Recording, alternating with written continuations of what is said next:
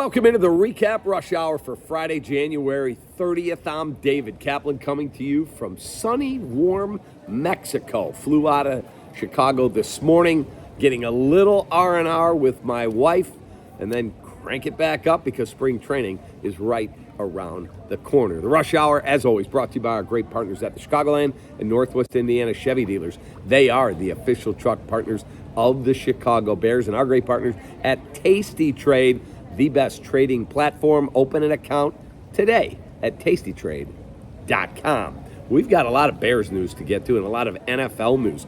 News that I did not see coming. I don't think many did, but let's get right into it.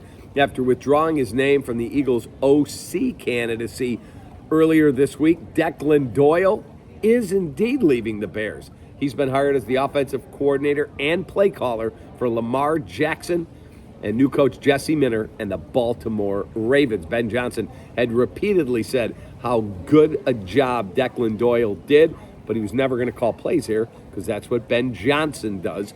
So he moves on, gets a promotion to call plays at a very, very young age. Bears now in the market for a new OC, a new running backs coach, because Eric Bieniemy, if you missed it, is the new OC in Kansas City. He was the running back coach for the Bears this past year. And a new assistant general manager because Ian Cunningham last night, he was named the general manager of the Atlanta Falcons.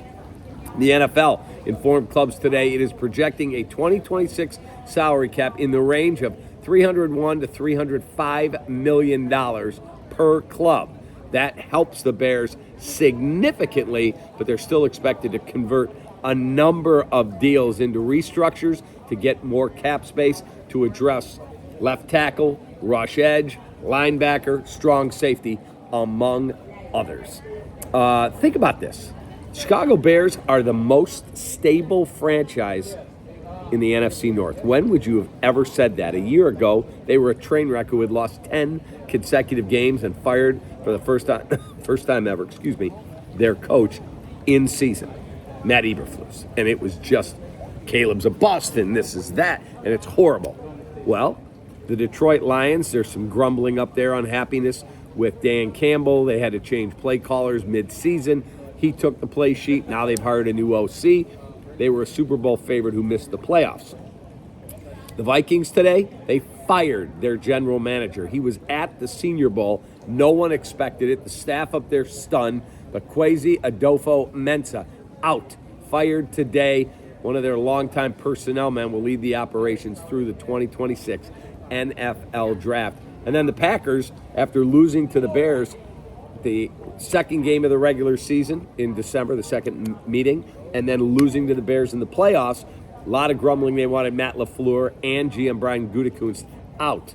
Well, after a week of haggling, those guys got extended. The Bears, smooth sailing, just keep going. But you know what it tells you? That's why when you get an opportunity to make a run at a Super Bowl, you have to go for it. No one thought the Lions would be in this position, or the Packers, or the Vikings. And instead, it was the Bears that were the division champ. Here is our Enkin Law question of the day. 3126 million for the best personal injury attorney in Illinois, the award-winning Howard Enkin, EnkinLaw.com. The NBA trade deadline, talk about a train wreck franchise, the Bulls. The NBA trade deadline is Thursday, the 5th of February, this Thursday. Do you think the Bulls would do anything of substance at all? Any substantive move? Joe Colley on the Bulls Recap podcast that he hosts said he would not be surprised if they did very, very little to nothing.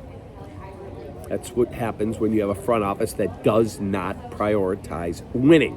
I want to hear what you think they'll do. Best response? You'll get a Lou Malnati's gift card. Try that triple pep pizza. 3 different kinds of pepperoni. It's a limited time offering. LouMalnati's.com for a location near you. That is the Enkin Law question of the day. And our 4 seasons, heating, air conditioning, plumbing, and electric stat of the day. They released the numbers today from Las Vegas. They are expecting north of $1.76 billion bet legally, not in the black market or with bookies, just legally, $1.76 billion to be wagered on Super Bowl 60. It's a 27% increase from the Super Bowl just 3 years ago. Crazy, crazy, crazy. Nobody can get enough. They all want to put a wager down. You have a great rest of your day. We have up on the channel right now Nicholas Moriano, our Bears reporter. He is all over the Declan Doyle, Eric Bieniemy, and Ian Cunningham moves. So check out Nicholas's report. It's up here on the channel right now. I'm going to go have a cocktail in the warm weather. Stay warm out there. Appreciate you greatly. Take that.